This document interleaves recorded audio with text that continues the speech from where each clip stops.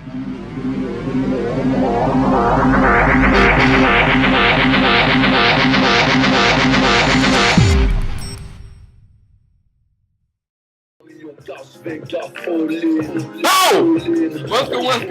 Welcome to another episode of UFC.net. Still German and so far. You are still watching. And this is a video about the Jon Jones hype train. Is it for real? Or is it just a hype? I already made a review of UFC 128. Shogun versus Jones. Press the link up here if you haven't seen it or want to see it again. Last year I actually did a video about just what happened at UFC 128. That Jon Jones would be the guy who can challenge the four big dogs in the division: Shogun, Machida, Rampage, and Rashad Evans. So if you want to see me glance into the future, press the link up here. This video is gonna be about Studs Makes Fight. Recent in timing, because you know Shogun could only like punch Jon Jones' neck and shoulders, and hey, you ain't knocking someone out with that. The hype, you know, the Jon Jones hype, you know, he's funny, he's charismatic, he's everything. The pound for pound list, some people put him just under Anderson Silva and GSP, but they have like clean out the whole division. The future, you know, Jon Jones is the future, but the future for Jon Jones. Fighting against training partners, you know, that's a no-no. And why it is a no-no? Who can beat Jon Jones? What kind of fight does it take? So, let's get it on. Oh yeah. You saw what happened in the bout. Jon Jones, I believe he has Shogun's number, because it costed Shogun 2 takedowns against Machida to get Machida's timing. In this bout, he had problem with the reach. Jon Jones was unpredictable, came out with flying knees, spinning elbows. He did them nasty kicks against the legs. I don't recommend it. It ain't illegal, but that was a little bit nasty, but whatever. Jon Jones is bigger, better, built to hurt, okay? The thing is, the other guys that Shogun have fought with longer reach, Shogun was actually the better ground fighter. He can take it to the ground. Jon Jones take down other wrestlers, okay? So it's hard for someone to like take him down. It has to be someone who can scare him with the stand up and then, you know, trick him and take him down. Shogun never got that timing. So and I actually have to say a thumbs up to Jon Jones' defensive BJJ skill on the ground. You know, after Shogun attacked the legs, he actually, you know, like used his reach on the ground and you know, scoop away with the leg. You know, turn, twist. So Shogun couldn't get the leg because his favorite leg to attack is the left leg. But good defensive move by Jon Jones.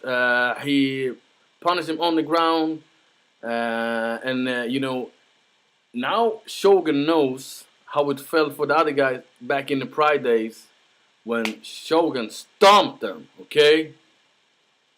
Alright, so the next question is the hype. Is the hype real? Write a comment. Is the hype real? What do you think? Alright, the hype. I'm gonna tell it like this. Mike Tyson didn't become a legend just because he won the title at age 20. But how he dominated all challengers in the coming years. If Jon Jones beats Rashad Evans, which he should, and then wins over Rampage or Machida, you know, then the hype is real, because, for example, Shogun have actually beaten Machida and Rampage, okay? But MMA math, you know, styles makes fight, you know. So if he can beat Machida and Rampage, then I'm gonna jump on the Jon Jones hype train. But before that, you know, now I'm just sitting back and I want to watch how Jon Jones handles this, because now he got a chip on the shoulder, and now he's the guy that people change the game plan and mold their game plans after. So all of you John Jones hype trains lovers, chill on the grill. Alright? The pound for pound list should actually call the hype list, because you can have a pound for pound skill set, if you're a good wrestler with good submission, with good striking, then it's logical that you're one of the pound for pound best fighters. But then you can argue a guy like Anderson Silva, who fights in middleweight, who have gone up in light heavyweight, slapped some people there and went down. He had proven that he can fight in multiple, weight classes. But guys like Jose Aldo, he's a featherweight. He can actually go up to lightweight and fight other guys. Then I don't believe that the featherweight division has the same competition as the lightweights. So it's hard to put Jose Aldo up there. John Jones, he has a good skill set, but John Jones hasn't even clean out, beat him the best guys in his own division. So I don't put him on the third spot that many expert does. I put him on the top 10 list, but not on the third place. So not yet. The future is now, and John Jones is MMAing, and we will see. The future starts with Rashad Evans. If he beats him,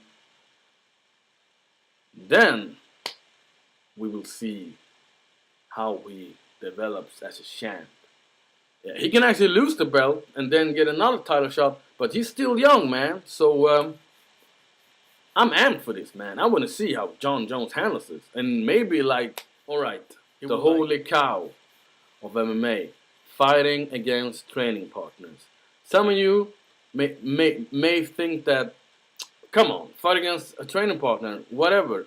But think about this: if you have 5 great fighters, okay, who helps each other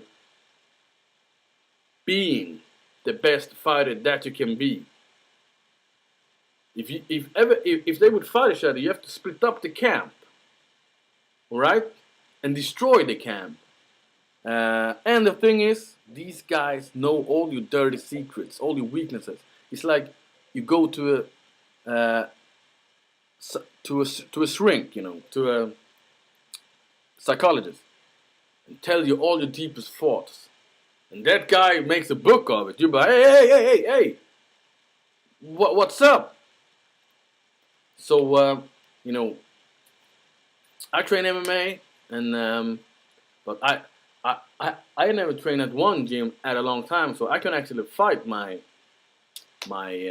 training partners. But if I would being like brothers, like Rashad Evans, because Rashad Evans helped John Jones in the beginning. He was his master, and the reason I think that John Jones is calling out Rashad Evans, that is, I believe that John Jones thinks that he can beat Rashad Evans. I do it too, but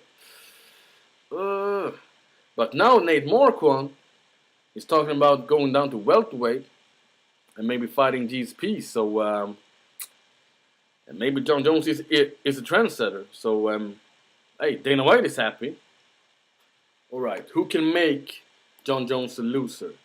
All right, it has to be a striker, because John Jones is gonna stuff takedowns from wrestlers all day and slap them to another division maybe. So it has to be someone like, for example, Lyoto Machida, counter striker. The question is the reach, the timing. Can he come in and touch him before John Jones touches him? Or someone who can take the punishment and answer back with a bomb, for example, like Rampage. Or someone with the same skill set, the reach, long and rangy. I got a tip, and hey, it is a pretty good tip. Alexander Gustafsson. What do you think? Who do you think can beat him? Or do you think he's unstoppable?